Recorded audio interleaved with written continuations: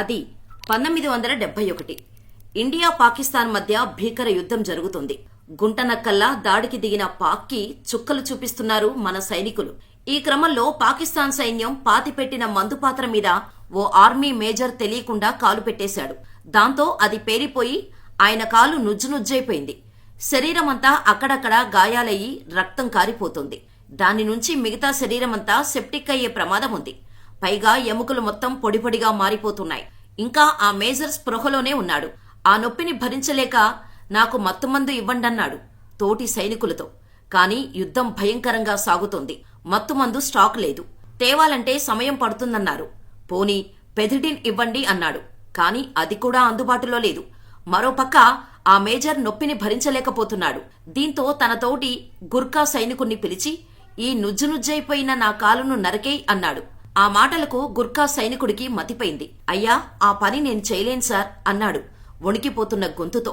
మరేం పర్లేదు, it's my order అని చెప్పాడు. అయినా సరే ఆ సైనికుడు మాత్రం మై నహీ కర్ సత్తా సాహెబ్ అన్నాడు. దాంతో ఆ సైనికుడి దగ్గరున్న కుక్రీ కత్తిని ఇవ్వమని తన చేతులతో తానే కాలును నరికేసుకున్నాడు. అంతే, ఒక్క వేటితో నుజ్జునుజ్జైన కాలు తెగి కింద పడిపోయింది. ఆ తెగిపడ్డ కాలును ఖననం చేయమని సైనికులకు చెప్పాడు. ఇలా తన కాలును తానే తెగనరుక్కున్న ఆ వీర సైనికుడి పేరు మేజర్ ఇయాన్ కార్డోజో. అయితే ఈ ప్రమాదంలో గాయపడ్డ కార్డోజ్కి వెంటనే ట్రీట్మెంట్ చేయాల్సిన అవసరం ఉంది. లేదంటే ప్రాణాలు పోయే అవకాశం ఉంది. హాస్పిటల్కు తీసుకెళ్దామంటే హెలికాప్టర్ అందుబాటులో లేదు. మరోవైపు మృత్యు ముంచుకొస్తోంది. అయితే అదృష్టవశాత్తు మన సైన్యాలకు చిక్కిన పాక్ బందీల్లో ఒక డాక్టర్ ఉన్నాడు. కార్డోజీకి ట్రీట్మెంట్ చేయటానికి ఆయన ముందుకు వచ్చాడు.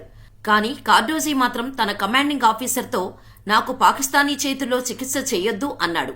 కార్డోజీని మందలించిన కమాండింగ్ ఆఫీసర్, ఇప్పుడు కానీ నువ్వు ట్రీట్మెంట్ చేసుకోకపోతే నీ ప్రాణం పోతుంది. నిన్ను చంపుకోవటం మాకిష్టం లేదు. కాబట్టి నా మాట విని ట్రీట్మెంట్ చేసుకో అన్నాడు. ఇక చేసేదేం లేక కార్డోజ్ కూడా ట్రీట్మెంట్ చేయించుకోవటానికి ఒప్పుకున్నాడు. కానీ నావి 2 షరతులు. 1, నాకు పాకిస్తానీ రక్తం ఎక్కించొద్దు. నేను చావనైనా చస్తాను కానీ పాకిస్తానీ రక్తం మాత్రం ఎక్కించొద్దు. 2, నాకు సర్జరీ చేసేటప్పుడు మీరు నా పక్కన ఉండాలి అని. దాంతో కమాండర్ సరేనన్నాడు. సదరు పాకిస్తానీ సర్జన్ కార్డోజీకి మంచి ట్రీట్మెంట్ చేయటంతో ప్రాణాపాయం తప్పింది. కొన్ని నెలలు రెస్ట్ తీసుకోమన్నారు.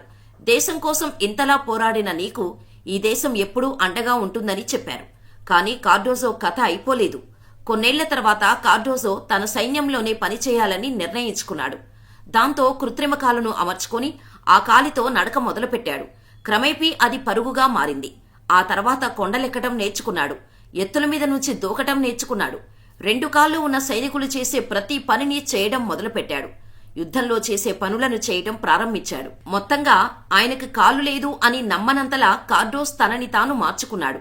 కానీ కృత్రిమ కాలుతో ఉన్న నిన్ను ఆర్మీలోకి తీసుకెళ్లడం కుదరదని చెప్పేశారు పై అధికారులు. ఇండియా అంటే ఎంతో ఇష్టమున్న కార్డోజో బ్రతికినా దేశం కోసమే, చచ్చినా దేశం కోసమే. నాకెంతో ఇష్టమైన ఈ ఆర్మీ నుండి నన్ను దూరం చెయ్యొద్దంటూ వేడుకున్నాడు. కానీ పై అధికారికి కోపం వచ్చింది. రేపేమైనా యుద్ధంలో పాల్గొంటే ఇబ్బందవుతుంది. శత్రువులకు దొరికిపోతే ఏం చేస్తావ్ అన్నాడు. నేను దొరకను సార్ అన్నాడు కార్డోజో. కావాలంటే నన్ను పరుగు పోటీలో పోటీ చేయనివ్వండి, అప్పుడు మీకు అర్థమవుతుంది అన్నాడు. అందుకు పై అధికారి, నువ్వు పోటీ చేస్తే అరెస్ట్ చేస్తా, జాగ్రత్త అని హెచ్చరించాడు. సార్, నేను పోటీలో పాల్గొంటే అరెస్ట్ చేస్తారు కదా, అదేదో పోటీ తర్వాత అరెస్ట్ చేయండి అన్నాడు మొండిగా. ఇక చేసేదేం లేక చివరికి అధికారి ఒప్పుకున్నాడు. పరుగు పందెం మొదలైంది. అందులో 2 కాళ్లున్న 7 ఆఫీసర్లను దాటి ఎవ్వరూ ఊహించని విధంగా ముందుకు దూసుకెళ్లాడు కార్డోజో. అలా దేశం మీదున్న పిచ్చితో ఒకసారి ఆర్మీకి దూరమైన ఆయన తనని తాను ఓ శక్తిలా మార్చుకుని ఒక బెటాలియన్ కమాండర్గా మారిపోయాడు. కానీ రక్షణ శాఖ అధికారులు మాత్రం ఈ కుంటివాడు బెటాలియన్ను కమాండ్ చేయడమేంటి అని అనుమానించారు. కానీ కార్డోజీ పట్టుదల ముందు ఈ అనుమానాలన్నీ ఆవిరైపోయాయి. యుద్ధ భూమిలో శత్రువు స్థావరాలకు ఛాతీ ఎదురొడ్డి కశ్మీర్లోయలో పనిచేశారు. చివరికి మేజర్ జనరల్గా రిటైర్ అయ్యారు. ఇలా భారత సైన్యంలో వైకల్యాన్ని జయించి అత్యున్నత స్థాయికి ఎదిగిన మొట్టమొదటి మేజర్ జనరల్ ఆయనే. ఆయన తర్వాత మరో 3 యుద్ధంలో కాళ్లుపోయిన అధికారులు అత్యున్నత స్థాయికి ఎదిగారు. అందులో ఒకరికి 2 కాళ్లు లేవు. ఇక రిటైర్ అయిన తర్వాత కార్డోజో సైన్య చరిత్రపై రీసెర్చ్ చేశారు. పుస్తకాలు రాశారు. ఆయన ఎప్పుడూ చెప్పే ఒకటే మాట, ఉన్నది ఒకటే జీవితం, పూర్తిగా జీవించు. ఉన్నది 24 గంటలు, క్షణం తీరిక లేకుండా గడుపు. ఎప్పటికీ పట్టు సడిలించకు అని. ఇలాంటి సైనికులు మన దేశంలో ఎంతో మంది ఉన్నారు. అలాంటి వాళ్లల్లో యోగేంద్ర సింగ్ యాదవ్ ఒకరు. కార్గిల్ వార్ సమయంలో యోగేంద్ర శరీరంలో 16 బుల్లెట్లు దిగాయి. రక్తం అదే పనిగా కారుతోంది. చావు కళ్ల ముందు కనిపిస్తోంది. కానీ దానికంటే ముందు దేశరక్షణకు కట్టుబడతానని ఇచ్చిన మాట చెవుల్లో అలా మారుమోగుతూనే ఉంది. అదిగో అప్పుడే అతడు సింహంలాగా గర్జన చేశాడు. శరీరం నుంచి రక్తం కారిపోతున్నప్పటికీ, చావు అనేది చివరి అంచుదాకా వచ్చినప్పటికీ ఏమాత్రం భయపడకుండా తన చేతికి పని చెప్పాడు. బుల్లెట్ల వర్షం కురిపించాడు. ఒకరు కాదు, ఇద్దరు కాదు, దాదాపు లెక్కకు మిక్కిలి పాకిస్తాన్ ఉగ్రవాదులను కాల్చి అవతల పడేశాడు. ఆ తర్వాత అతడు నేల కొరికాడు. అతడు చేసిన ఆ వీరోచిత పోరాటం తోటి సైనికులకు స్ఫూర్తి పాఠంలాగా నిలిచింది. సోల్జర్ అంటే ఉద్యోగం కాదని, దేశం కోసం ప్రాణాలు ఇచ్చే త్యాగమని నిరూపించింది. ఆ తర్వాత అతడు భారత సైనిక చరిత్రలో ఒక భాగమయ్యాడు. శిక్షణలో ఉండే సోల్జర్లకు ఒక పాఠమయ్యాడు. కేంద్ర ప్రభుత్వం ఇచ్చే పరమవీర చక్ర బిరుదాంకితుడయ్యాడు. అందుకే ఇప్పటికీ అతడిని సైన్యంలో లయన్ అని కీర్తిస్తుంటారు. ఒకవేళ అతడు గనక బతికి ఉంటే పాకిస్తాన్ దేశాన్ని తగలబెట్టి ఉండేవాడని, ఉగ్రవాదులను మొత్తం సర్వనాశనం చేసి ఉండేవాడని తోటి సైనికులు ఇప్పటికీ వ్యాఖ్యానిస్తుంటారు. ప్రస్తుతం ఉగ్రవాద దేశంతో కొనసాగుతున్న విపత్కర పరిస్థితుల నేపథ్యంలో భారత సైనికుడు యోగేందర్ గురించి ప్రధానంగా చర్చ జరుగుతోంది. ఎందుకంటే యోగేందర్ ఆర్మీలో కేవలం ఉద్యోగం కోసం మాత్రమే చేరలేదు. దేశ భద్రత కోసం, దేశమంటే ప్రేమతో ఆర్మీలో చేరాడు. చివరి వరకు అతడు దేశ క్షేమం కోసం పనిచేశాడు. తన ప్రాణం పోతున్నా సరే లెక్క చేయలేదు.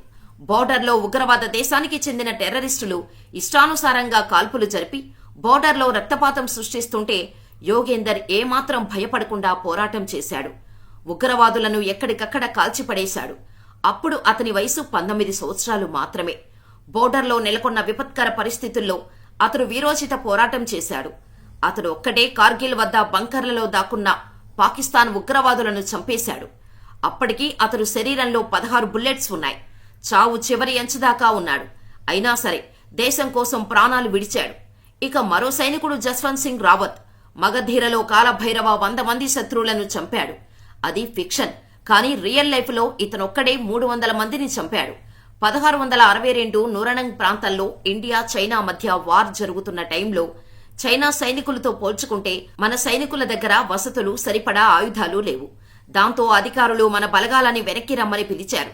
కానీ జస్వంత్ సింగ్ మాత్రం ఇక్కడే చావనైనా చస్తాను కానీ వెనక్కి మాత్రం తిరిగి రాను అని చెప్పి అక్కడే కొండపై 72 గంటల పాటు చైనా సైనికులతో వీరోచితంగా పోరాడాడు. నలువైపులా 300 ఆయుధాలు అమర్చుకొని తాను ఒక్కడే వ్యూహాత్మకంగా యుద్ధం కొనసాగించాడు. చివరి నిమిషం వరకు పోరాడి దాదాపు 300 మందిని మట్టుబెట్టి చివరిగా తన దగ్గర మిగిలిన ఏకైక తూటాతో కాల్చుకొని వీరమరణం పొందాడు. 3 రోజుల పాటు ముప్పతిప్పలు పెట్టినవాడు తమ చేతిలో చావలేదన్న కసితో తలా మొండెం వేరు చేసి తలను తమతో తీసుకెళ్లారు. ఇరు దేశాల మధ్య శాంతి ఒప్పందం జరిగాక జస్వంత్ తలను భారత్కు అప్పగించారు. ఇలా ఎంతో మంది భారత సైన్యం ఇంత పోరాడితే మనం అంత ఆనందంగా గడుపుతున్నాం. ఇలాంటి సైనికుల గురించి ఈ తరానికి ఆయన గురించి తెలియకపోవచ్చు. కానీ తెలుసుకోవాల్సిన అవసరం ఖచ్చితంగా ఉంది. అలాంటి వారికి ఈ వీడియోని డెడికేట్ చేస్తూ బిగ్ సెల్యూట్ చేద్దాం. మరి ఈ వీడియో గురించి మీ అభిప్రాయాన్ని మాకు కామెంట్ రూపంలో తెలియచేయండి.